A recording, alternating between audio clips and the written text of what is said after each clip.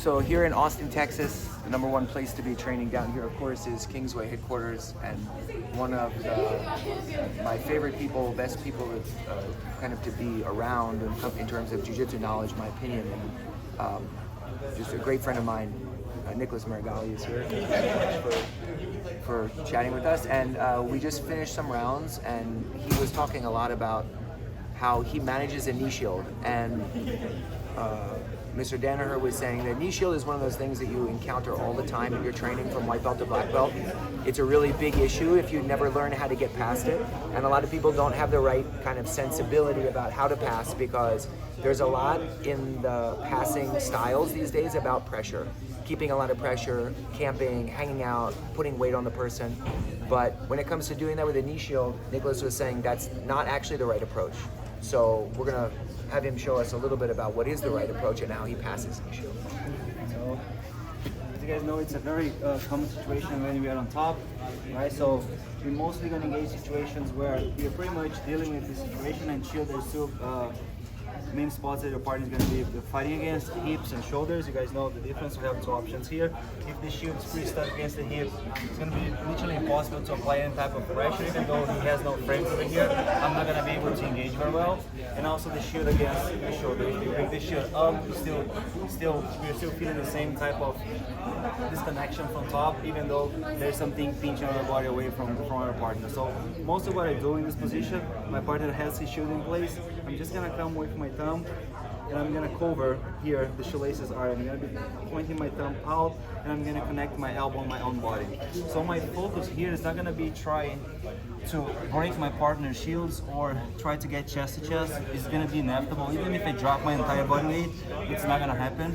So my main goal here is gonna be to find some athletic stance on top, where I use my outside hand to post either armpit, either neck, either bottom armpit as well. So I'm just like finding ways of having some base of support, and then I'm going to start hanging over Brian's shield in a very athletic stance, so he has his frames against my own body. It's going to help me actually to practice this drill.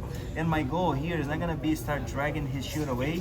It's going to be flat his hips. You guys know that every time someone is playing bottom position, when there's pressure, there's a lot of connection, they need to have this body the body 45 degrees like so. So Brian is going to be stronger with frames and shields.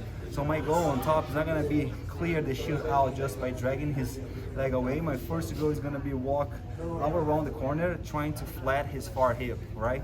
So if his hips are flat, his legs are going to start to become weaker. So my goal here is going to be apply pressure first on top. I'm just hanging. I'm not trying to smash my partner, just hang around. And then my job is going to be start walking against the hips like so. You guys can see that I'm not walking straight to the hips, I'm walking back first, creating a little bit of this connection, and then from here, while I'm moving myself against the top hip, you guys can see I'm flattening his far hip, and then it's pretty easy for me to start dragging the shield, and then start creating connections to either go knee cut right away, or drop my knee on the mats and go straight half guard, or just start hanging right away against the frames.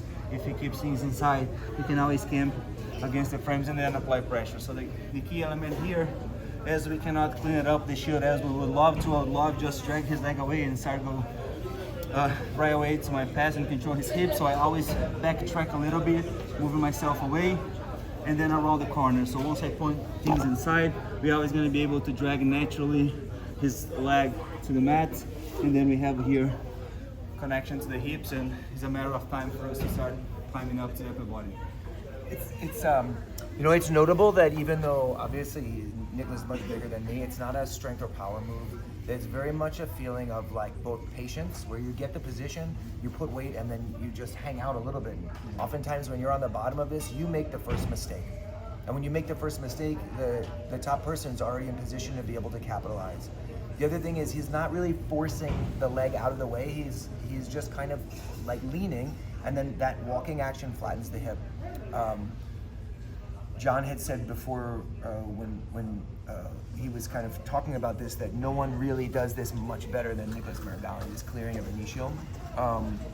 So thank you so much for showing us. And then you have your own website now, which you've been working to develop. Gi Jiu-Jitsu website. Gi Jiu-Jitsu website. Okay, can you tell everybody a little bit? Just Meregali.com. So I have instructional videos over there.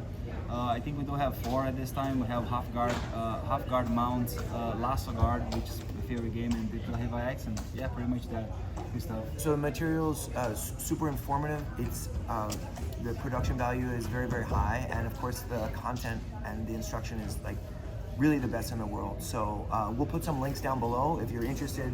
I encourage you to check it out.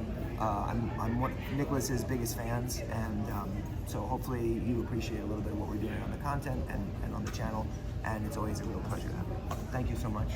Thanks, man.